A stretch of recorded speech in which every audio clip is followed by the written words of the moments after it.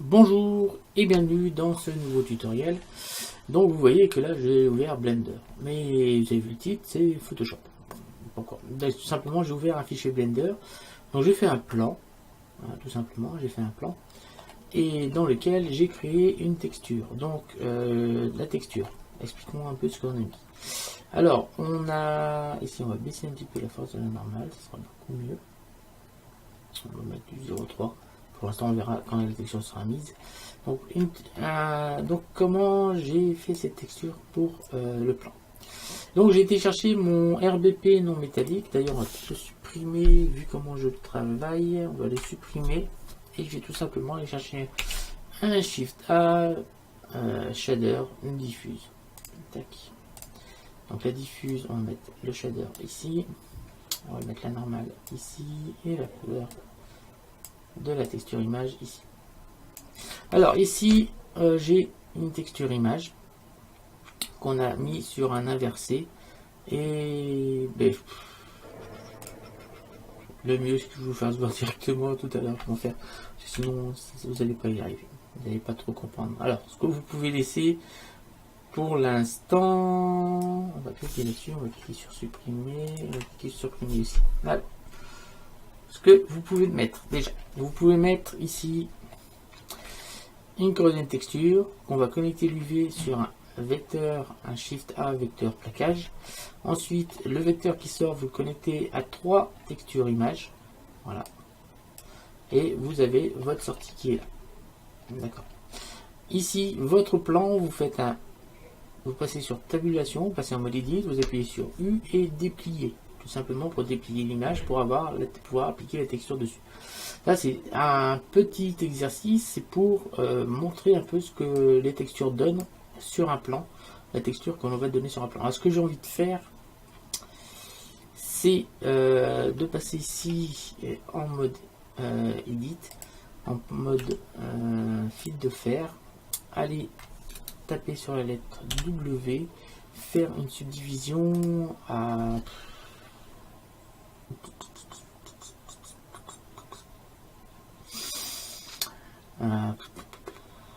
50,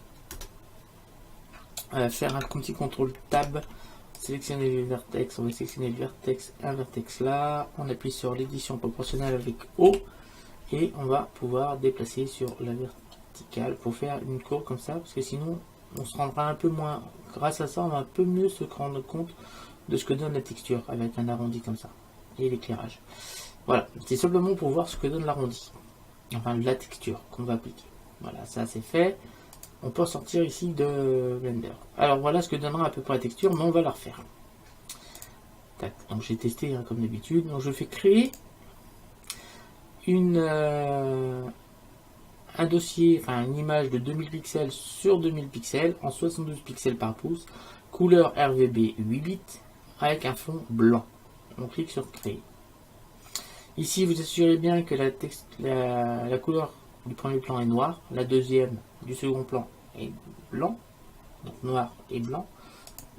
Vous décochez le petit cadenas et vous faites un CTRL J pour le dupliquer.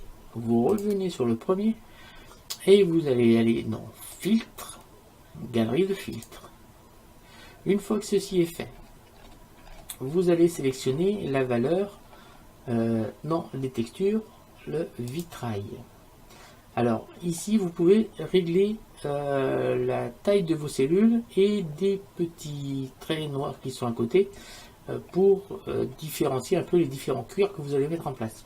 Donc là c'est la taille de la cellule et ici c'est la taille du trait qu'il y a entre les cellules. Voilà. Donc moi je vais mettre 18,6. Si vous voulez mettre pareil, vous pouvez le faire, mais vous pouvez mettre une valeur différente. Vous allez ensuite cliquer sur OK. Une fois que c'est fait, vous allez sélectionner le deuxième calque et vous allez cliquer sur filtre et galerie de filtres qui est tout en haut maintenant, qui va appliquer exactement la même valeur que ce que vous avez mis sur le calque d'en bas. Voilà. Ensuite, ici, on va cliquer ici et on va cliquer sur 25% d'opacité sur le calque 0 copie et pour obtenir quelque chose qui va ressembler à ça.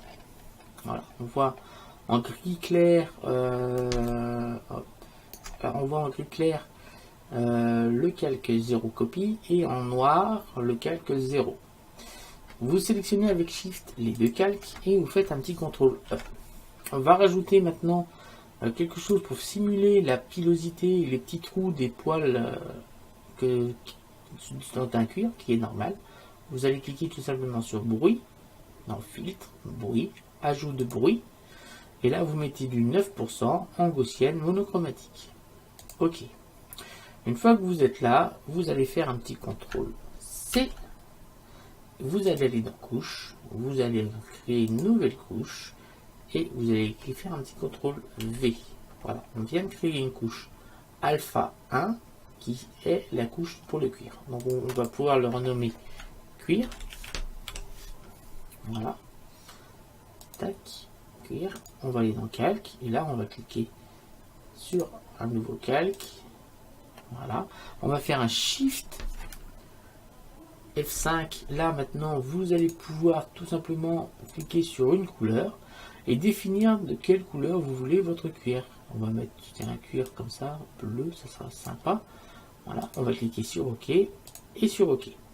On fait un CTRL D pour tout sélectionner. CTRL D. Une fois que c'est fait, vous allez aller dans Filtre, Rendu, Éclairage. Donc, normalement, vous allez avoir quelque chose comme ça. Peut-être pas avec cette option-là. Donc, vous allez dans Infini. Normalement, vous avez ponctuel ou directionnel. Je pense que ce sera ponctuel. Vous allez peut-être aussi... Alors, on va plutôt reprendre directionnel. Vous allez sans doute peut-être avoir quelque chose qui va ressembler à ça sur l'éclairage. Donc, vous, bien sûr, si vous voulez avoir un éclairage plus rond, ben voilà, on peut faire ça comme ça, mais moi c'est pas ce que je vais vous conseiller. Je vais vous conseiller, si on va faire ça pour l'instant. Là, vous voyez, on n'a toujours pas de texture, tout simplement parce que là il nous manque la texture. On va cliquer sur texture et on va aller chercher le cuir. Là tout de suite vous voyez bien la texture de cuir qui vient de s'appliquer. Ensuite ici on peut bien sûr augmenter l'intensité, ici augmenter le diamètre.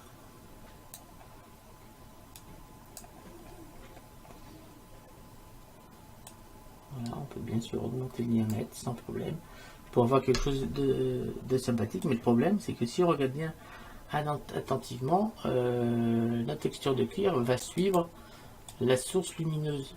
Et c'est pas vraiment ce que l'on souhaite. Alors, ce que je vous conseille, c'est au lieu de prendre une directionnelle, vous allez prendre une lumière infinie. Voilà, qui va vous donner quelque chose dans ce style-là. Donc la lumière infinie, vous voyez bien que cette fois, c'est beaucoup plus uni. Alors, c'est pour s'améliorer sur après la texture pour faire une texture taillable, c'est-à-dire qu'on pourra répéter à l'infini. Donc après c'est à vous de définir dans quelle position vous voulez. Vous pouvez bien sûr plus ou moins définir ici la force du relief, et ici vous pouvez plus ou moins définir l'intensité de la couleur d'éclairage. Voilà. Alors une fois que vous êtes content de vos réglages, vous allez cliquer ici et vous allez cliquer sur OK. Donc là, vous venez de créer votre texture de cuir. Avant d'aller plus loin, avant de pouvoir enregistrer, vous allez aller dans Filtre, Divers et Translation. Et là, vous voyez qu'on a un problème, c'est qu'ici, on a des découpes qui ont été appliquées ici pour suite à la lumière. Donc c'est pas ce que l'on souhaite. Alors ce qu'on va déjà faire d'entrée, on va aller chercher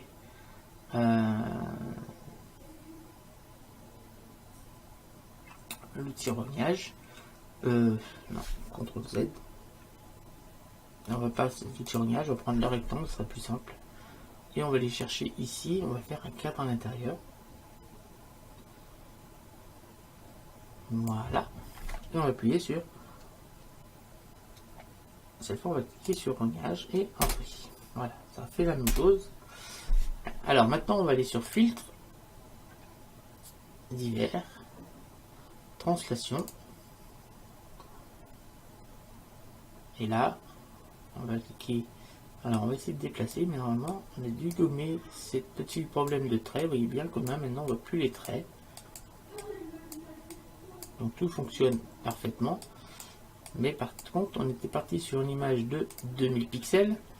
Et on se retrouve avec une image de beaucoup plus petite. On va sur image. Taille de l'image. Et là on remet 2000 pixels.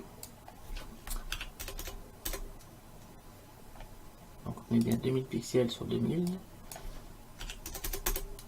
Ok, là on a récupéré notre texture. On va pouvoir l'enregistrer dans le fichier.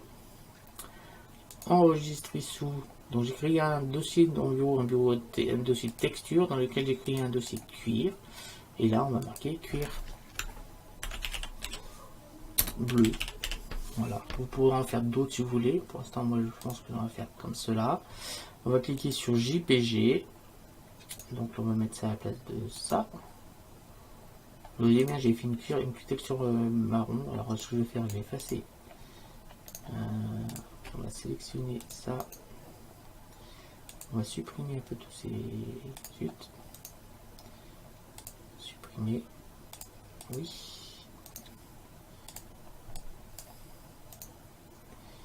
Supprimer.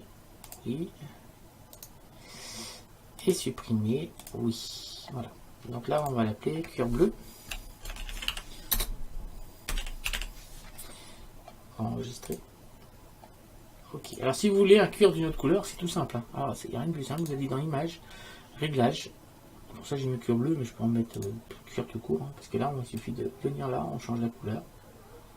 On peut changer la couleur du cuir. On peut aussi changer l'intensité de la couleur. Et rendre le cuir plus ou moins foncé. Vous voyez bien que tout fonctionnera plus dans les foncés que dans les clairs. Parce que vous voyez, après on gomme le relief. Alors si vous êtes là, vous êtes plus dans les foncés. Là, ça ne gênera pas. Plutôt dans les clairs. Voilà. Ensuite, on va créer une carte de normal. Donc on peut prendre ça, on peut supprimer, on n'a plus besoin. On vient ici, on va aller dans filtre 3D, générer une carte de normale.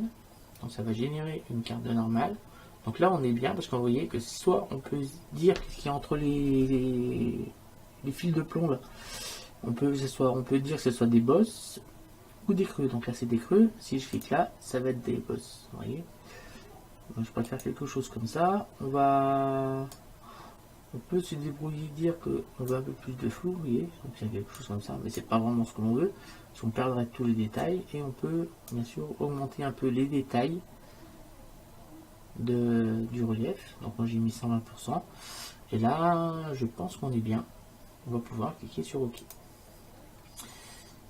On fait fichier, enregistrer sous, JPG, on va sélectionner le cuir bleu, et là on va rajouter norme comme carte de normale. Enregistrer. OK. On va faire pareil. On revient en arrière. CTRL ALT Z. On reprend ici le filtre. 3D. Générer une carte de relief. Voilà. Ici, bien sûr, on va faire pareil. On va augmenter les détails. Voilà. À fond. Et là, on va cliquer sur OK. On revient ici, filtre, enregistrer, donc filtre, enregistrer sous. On va aller chercher là un JPEG, on revient ici et au lieu de norme, on va taper spec. Spec. Enregistrer. Ok, maintenant on n'a plus qu'à retourner dans Blender. Là où on a déjà préparé notre fichier pour constater si ça fonctionne ou pas. Donc on va tout simplement faire un Shift A, Shader diffuse. Voilà. Shift A, Shader brillant. Pour connecter les deux, on va aller chercher un Shift A, Shader de mélange. Donc on connecte la diffuse en haut, le brillant en bas. Et on va connecter ici sur la surface. Alors on va faire un petit Shift Z quand même pour voir un peu ce qui va se passer. Donc là pour l'instant on obtient quelque chose comme ça. On va cliquer sur adoucir, tiens. On va passer sur tabulation, sur mode objet, on va cliquer ici sur adoucir. Voilà, obtenir quelque chose dans ce style-là. Voilà. Ensuite, on va aller chercher les textures. Donc ça va être la texture de la diffuse. On prend la couleur ici, on va connecter ici. On va aller chercher la texture. Donc, dans le dossier cuir, donc là c'est cuir bleu. Ouvrir. Donc là, pourtant, j'ai bien... Ah oui, attendez. On a bien la texture, sauf que là, j'ai boosté un peu. Donc on fait 1. Voilà, on va mieux voir. Hop, on va mieux voir. Vous voyez, on a bien mis la texture cuir. Alors, ce qui nous manque ici, on va mettre ici la normale. Donc on vient ici, on va chercher dans la texture cuir, on va chercher la normale. On va cliquer sur ouvrir. Donc comme c'est une carte de normale, on va faire un Shift A, vecteur, carte de normale. On va connecter ça sur la diffuse. On va connecter ça sur la normale du brillant. Et on va aller chercher la couleur de la normale pour la mettre sur la couleur de la normale. Miracle, on a le cuir qui commence à être quand même très sympathique. Et donc la normale est peut-être un peu forte. Voilà, on va baisser un petit peu la carte de normale. Voilà, quelque chose de sympathique.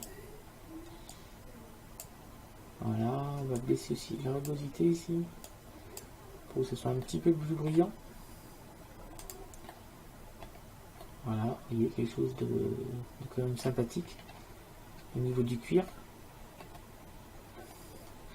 On peut aller un petit peu plus loin encore. On peut définir que la brillance va dépendre de notre spéculaire. Donc on va aller chercher le cuir, on va aller chercher le spéculaire, ouvrir.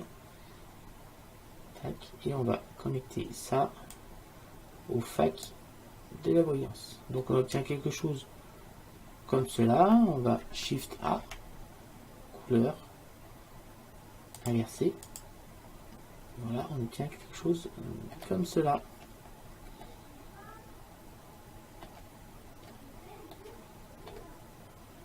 Je ne sais pas si vous voyez bien. C'est sympathique. Alors, on peut faire encore mieux. On les met un couleur. On va aller chercher, appuyer sur X. Et on va aller chercher Shift A. Couleur mélangée RGB. Non, c'est pas ça. Shift A. Convertisseur dégradé de couleur. Voilà. On va chercher la couleur. On va le prendre ici. Et on va prendre la couleur qui sort de là pour le mettre sur le fac. Voilà. Ici, on a notre cuir qui brille plus ou moins. D'accord. On peut bien sûr inverser pour avoir tout ce qu'on avait tout à l'heure, mais avec la différence, c'est qu'ici, on va pouvoir plus ou moins régler pour avoir plus ou moins de couleurs et plus ou moins de brillant.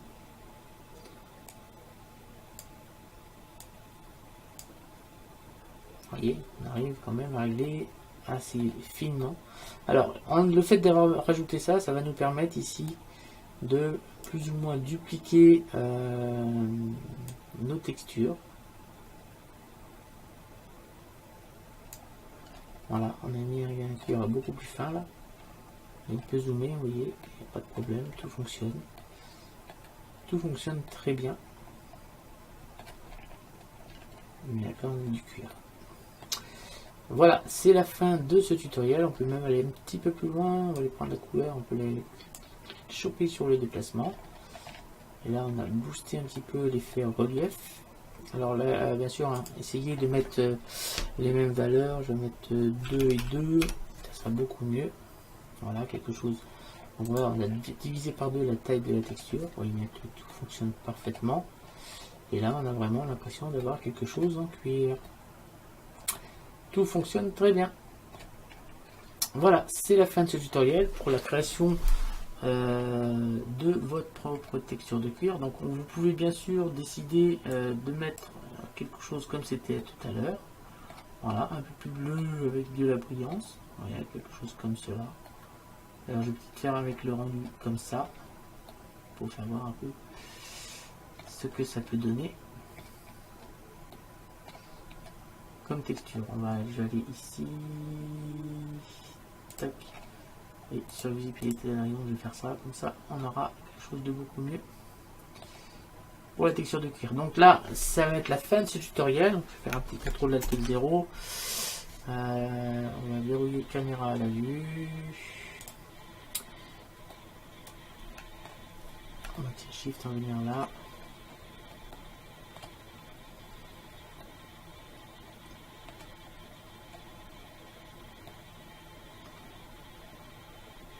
Voilà. Ici, on a fait une autre texture de cuir. Je vous remercie de m'avoir suivi. Je vous dis rendez-vous très bientôt pour de nouveaux tutoriels. Donc, dites-moi si cette idée de vous montrer comment créer des textures de cuir vous plaît. Si c'est le cas, je vous en ferai d'autres. D'ailleurs, j'en ai déjà d'autres qui sont déjà prévus, mais j'aimerais savoir si ça vous plaît. N'hésitez pas à lâcher des pouces bleus, à lâcher des commentaires, à vous abonner si ce n'est pas fait, à activer la cloche de notification pour être sûr de pouvoir les recevoir et savoir quand mes prochaines vidéos sortiront. Et n'hésitez pas également à partager ma chaîne autour de vous, car si les vidéos vous plaisent, ils pourront peut-être plaire à d'autres personnes que vous connaissez et qui aimeraient que je leur apprenne beaucoup de choses sur les logiciels d'infographie. Merci à tous et salut et à bientôt. Salut à tous.